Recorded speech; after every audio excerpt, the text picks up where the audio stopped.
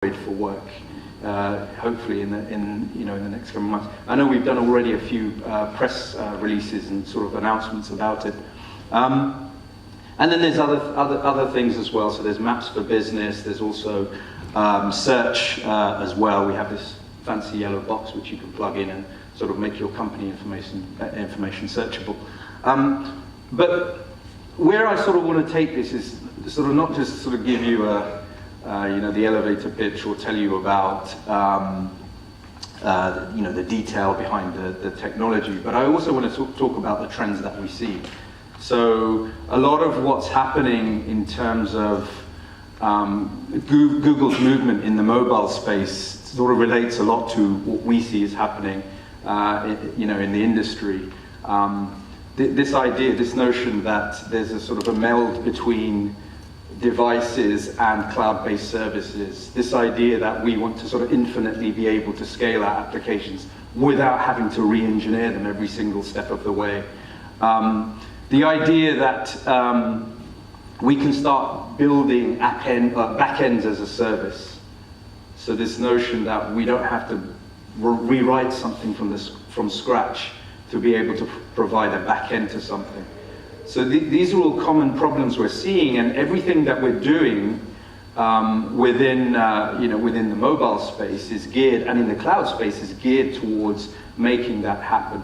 And we can talk about things like monetization and the rest of it, which I think are all really important things for you guys, to financially sort of be remunerated for your work. So these are the sort of the trends that we see, and then the platform itself. Sort of the question that I'm always asking people is, wouldn't it be cool if you could use our infrastructure to host your applications, to host your backend, to host your, even could be a web application, and that can even be extended out to say, well, why not host your company, intranet applications as well? There's nothing stopping people from actually spinning up a machine that's running Windows and running some CRM application or some Windows-based application.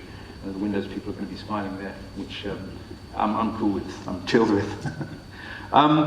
So this is sort of the concept that I want you to think about. That level of scale that you'd expect from a Google product is now sort of in your hands, in your sort of, within the remits of your application. That idea that it can scale from 100 users up to 100,000, if not up to 1 billion users, literally without you having to put any effort into planning architecture, planning hardware upgrades, planning, re-architecting a whole solution.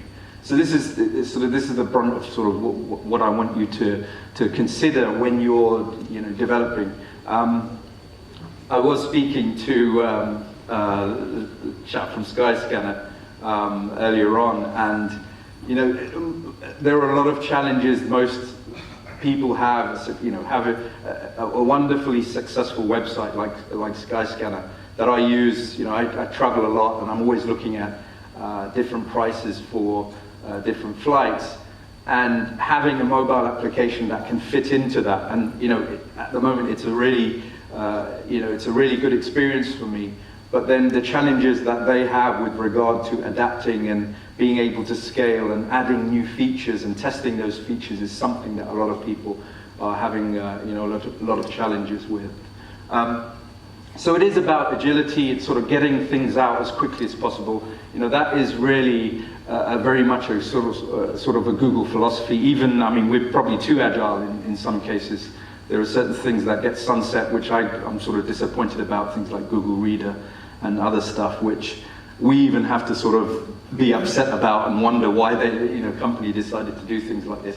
But this notion of moving quickly and prototyping, just as I mentioned with regard to cardboard, it was something that someone came up with the idea in an 8-week program. They managed to develop a prototype, the back-end software to support it, and they were able to get people using it and getting this notion of being able to fail fast.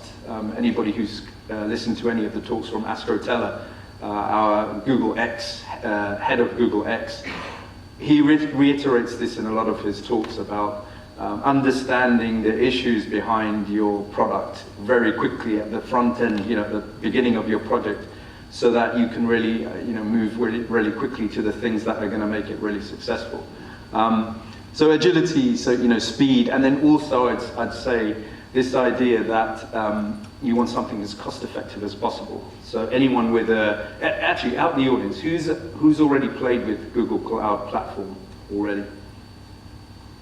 So quite a few people.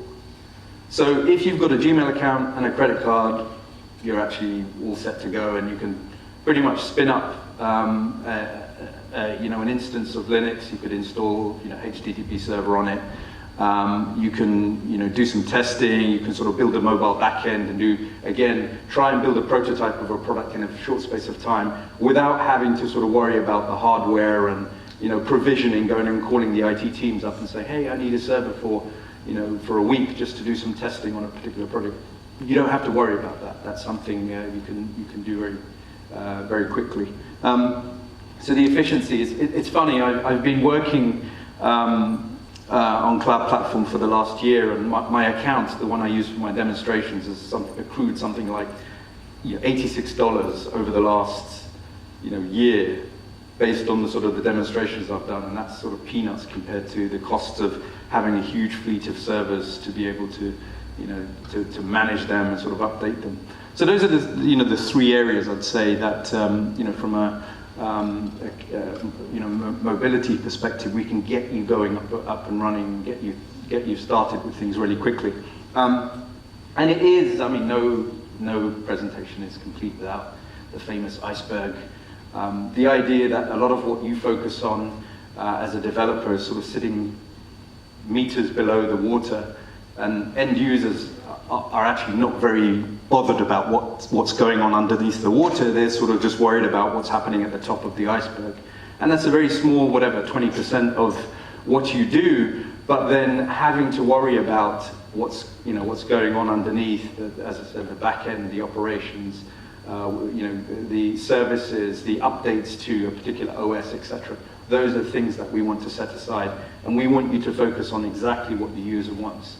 And I think that's a mantra that Google has across a lot of what we do in terms of putting the user first. The actual platform itself, I wanted to go into a bit more detail for the folks that maybe haven't experienced it, but also give you sort of just like the again, like the bird's eye view of what actually is included in the platform, so you can start to understand what parts of it you'd like to utilize in the future. There's a lot there actually. There's a large number of products, if not 20 plus products in there, ranging from storage, SQL, to app engines, so the platform as a service, to things like BigQuery, which is really exciting product, which allows you to do sort of analytics based on data. And there are a lot of capabilities in there as well that we can also talk about. I wanted to go into detail, but I do, before going into sort of the detail, I did want to talk about sort of the legacy as well. A lot of what Google has produced in terms of the open source arena, most of that sort of has come from us or some of our engineers, and they've done a fantastic